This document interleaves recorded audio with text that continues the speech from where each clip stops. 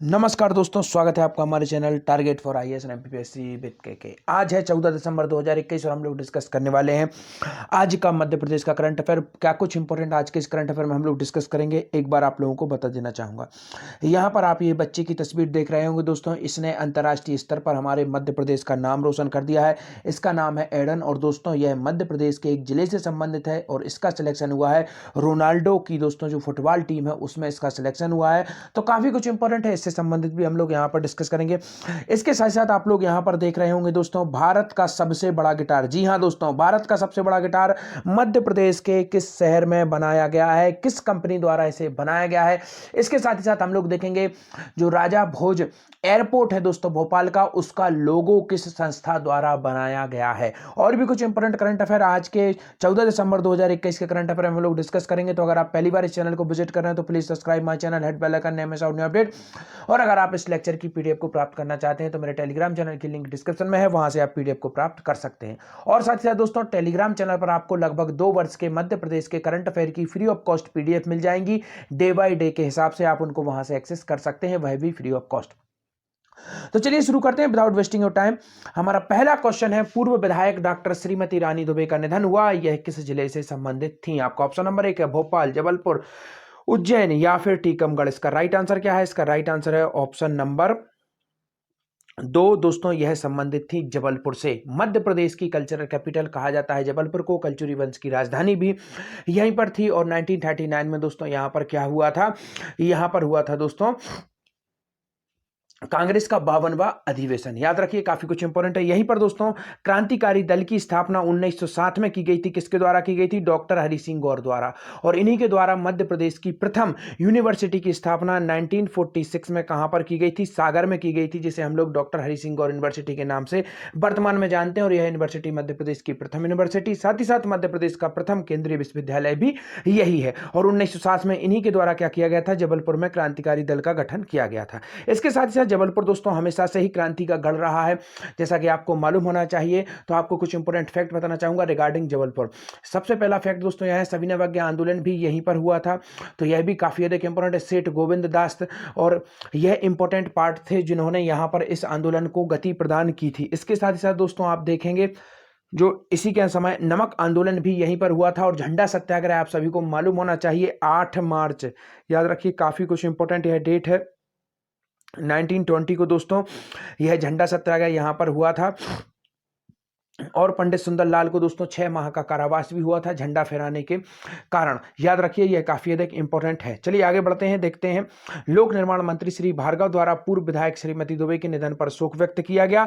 लोक निर्माण, कुटीर एवं ग्रामोद्योग मंत्री तथा जबलपुर जिले के प्रभारी मंत्री भी हैं दोस्तों गोपाल भार्गव, और जबलपुर जिले की बहोरबंदी की पूर्व विधायक थी और इनका निधन हुआ और इस पर गहरा शोक व्यक्त किया लोक निर्माण मंत्री द्वारा। चलिए आगे बढ़ते हैं, देखते हैं।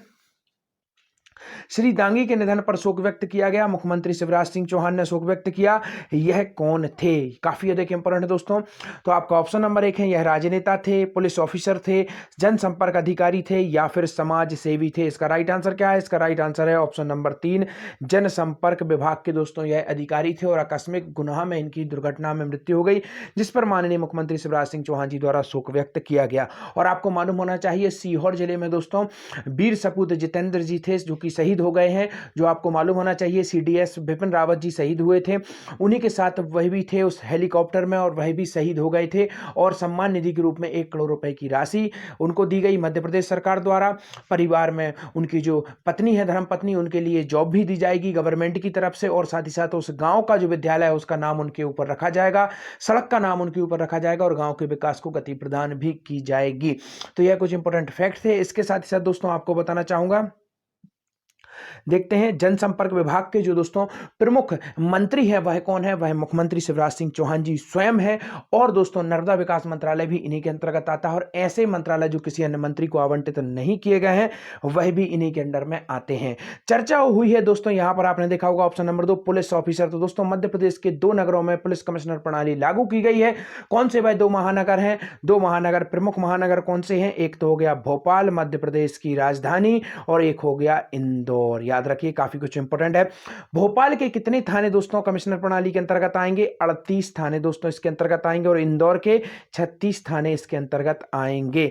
अब आपके पास एक क्वेश्चन है, अगर आप लोग मेरा करंट अफेयर ध्यान से सुनते हैं और वह स्टूडेंट जो डेली बेसिस पर मुझे फॉलो करते हैं, they will definitely give answer. My question is that first जो कमिश्नर कौन है, भोपाल के फर्स्ट कमिश्नर कौन होंगे और आपके इंदौर के फर्स्ट पुलिस कमिश्नर कौन होंगे? दोनों का राइट आंसर आप लोग जरूर दीजिए। अगर आप लोग नहीं देते हैं तो कल मैं जरूर आप लोगों को बताऊंगा। तो काफी कुछ इंपॉर्टेंट, आई होप जरूर आप लोग इसका आंसर देंगे। चलिए आगे बढ़ते हैं, देखते हैं।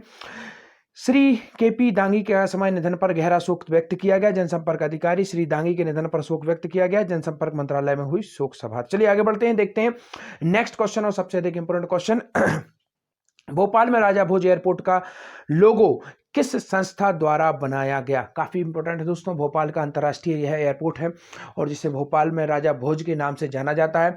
राजा भोज से संबंधित भी कुछ इंपॉर्टेंट फैक्ट मैं आगे आप लोगों को बताऊंगा। पहले हम लोग देखते हैं किस संस्था द्वारा यह जो एयरपोर्ट है इसके लोगो को तैयार किया गया। आपका ऑप्शन नंबर 1 है RIINC संस्था, मुस्कान संस्था, खुशी संस्था, या फिर इनमें से कोई नहीं। इसका राइट आंसर है आपका ऑप्शन नंबर 1 RINC संस्था है दोस्तों। और इसके द्वारा जो डिजाइन किया गया है किसका दोस्तों लोगो? भोपाल एयरपोर्ट का लोगो।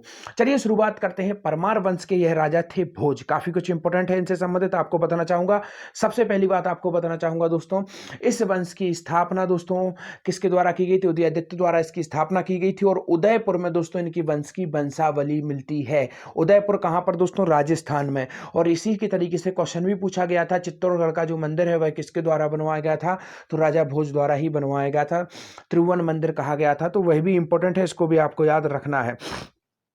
इसके साथ साथ दोस्तों राजा भोज से संबंधित एक और इंपॉर्टेंट फैक्ट आपको बताना चाहूंगा दोस्तों, इनकी जो प्रारंभिक राजधानी थी वह उज्जैन थी दोस्तों। इंपॉर्टेंट फैक्ट यह है। और बाद में धार इन्होंने ट्रांसफर की थी राजधानी को। एक इंसाइक्लोपीडियन बांध भी बेतवा नदी पर बनाया गया था रायसेन के पास में, तो वह भी आपको याद रखना है। और भोज मंदिर का निर्माण भी राजा भोज द्वारा किया गया था। भगवान शिव का मंदिर है जो कि वर्तमान में रायसेन जिले के अंतर्गत आता है। इसके साथ साथ दोस्तों इनके द्वारा कुछ ग्रंथों की भी रचना की गई थी, जैसे कि सरस्वती कंठभरा, यह काफी अधिक इंपॉर्टेंट है। सिंगार मंजरी दोस्तों।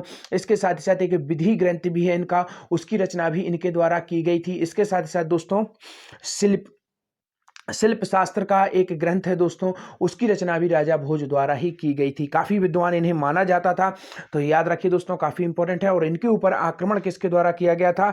कलचुरी वंश के राजा थे दोस्तों और कल्याणी के चालुक्य थे, उनके द्वारा इनके ऊपर हमला किया गया था। और उसमें इसके बाद में इनका जो राज्य है वह काफी डिक्लाइन पर आ जाता है और इसी के साथ राजा भोज का जो स्वर्णिम युग है उसका अंत होता है। तो इंपॉर्टेंट है दोस्तों राजा भोज से संबंधित, तो इन सबको आपको काफी डीपली तरीके से देखना है। चलिए आगे बढ़ते हैं, देखते हैं भारत के सबसे बड़े गिटार का निर्माण मध्य प्रदेश के किस शहर में किया गया? काफी अधिक इंपॉर्टेंट है दोस्तों।